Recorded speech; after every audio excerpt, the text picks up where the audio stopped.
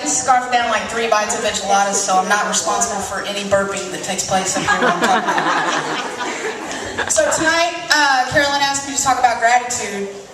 Number one, I'm grateful for Mexican food, and I'm grateful for homemade guacamole. And I'm really grateful for air conditioning, because it's hot. You know, over the last 3 years, I've had so many things to be thankful for.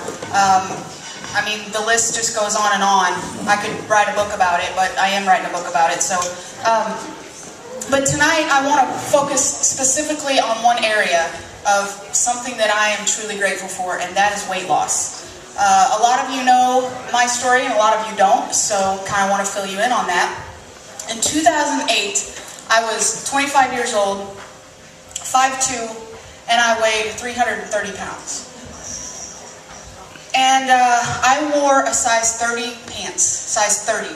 I couldn't just go to a regular store and buy my jeans. It was embarrassing to go out and go shopping with my friends because they could go anywhere they wanted, you know, get anything they wanted. I couldn't do that. I had to order online. It was embarrassing.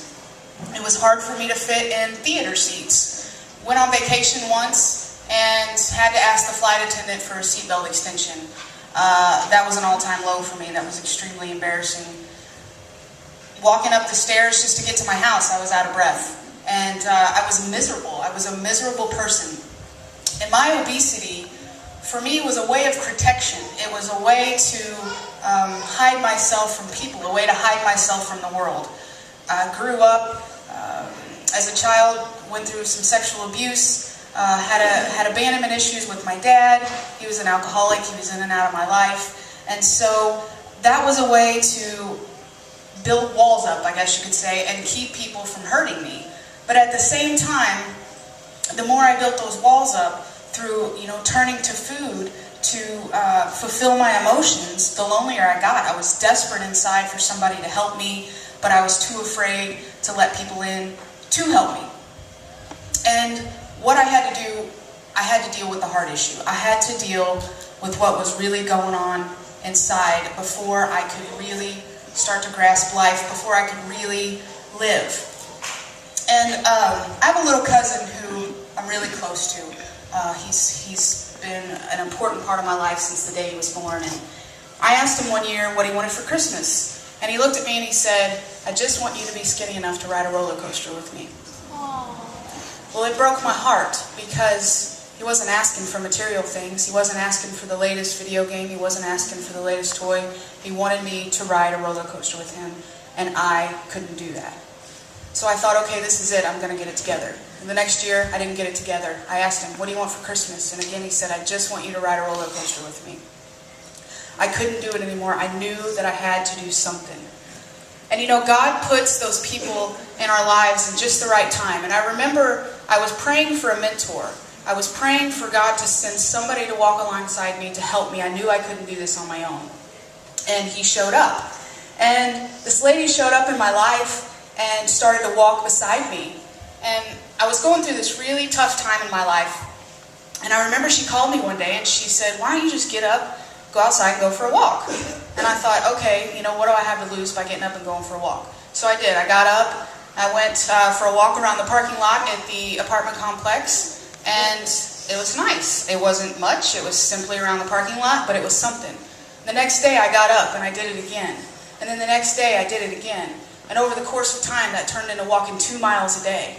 But I had to start somewhere. I had to start small. And I remember she showed me how to doctor up this salad. Like, I didn't know you could do that. I didn't know that you could, you know, make salads look pretty and they tasted good at the same time. And then one night, I was at her house and she made soup. And she served this soup to me in a coffee mug. And I looked at her like she'd lost her mind. Who serves soup in a coffee mug? You serve it in a big bowl, you put a whole pack of crackers with it, you eat it, then you go back and you get some more. But I was really surprised that, number one, I enjoyed it and I was full. And to this day, it's very rare that I eat soup unless I do it in a coffee mug. Every morning when I eat my oatmeal, I put it in a coffee mug because it reminds me of God's grace, and it reminds me that He sent somebody to help me, and He reminds me of, you know, what I'm capable of. And I'm so grateful for the support, for the people that walked beside me in my weight loss journey, because it's so much harder to succeed if you don't have people walking beside you. So back to Caleb for just a minute. I knew that it was time that I had to deliver. And so I did. I got ready and I said, okay, we're going to go do this thing. And you know, we tend to take the small things in life for granted. For instance, you know those, I don't know what they're called. What are those tourney things called? You know at Silver Dollar City that you go in and that. I could never walk through one of those. But I did. The day I went to Silver Dollar City, I didn't just walk through it, you know. I mean, I didn't just like have to shimmy sideways, you know, because my hips were too big. I walked through it. And that was something small for somebody, but that was huge for me. And I got on that roller coaster with him in 2010. And he looked at me, and I'll never forget it as long as I live. He looked at me and he said, "You did it. I'm so proud of you. I love you." The words from that little boy meant more to me than I can ever express. Because every pound that I lost, every tear that I cried, every time that I failed and I had to start over, it was all completely worth those words. Because I finally came through for that little boy. Now, the rest of that story was absolutely traumatic, but that's a different story for another day. I'll never ride another roller coaster again as long as I live.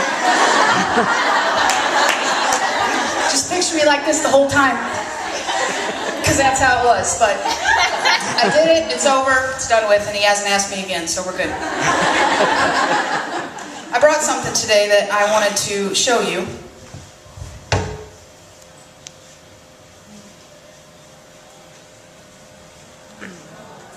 These used to be my pants.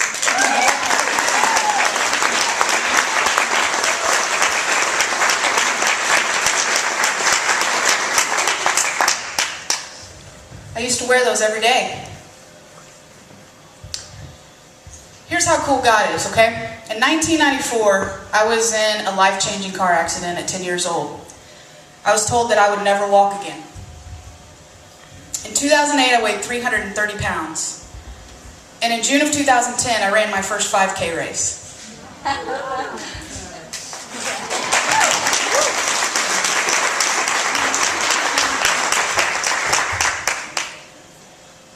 145 pounds later, I owe the biggest thank you to my Jesus for never ever giving up on me. Amen. I owe a big thank you to God for His grace and for His mercy and for the perseverance that He put in me, because I couldn't do it without Him. I owe a big thank you to the family and the friends that walked beside me. A big thank you to the mentor who never gave up on me. I'm grateful for every day, because every day is a new day to keep going. Every day is a new opportunity. No matter what yesterday, no matter what happened yesterday, today is a new day.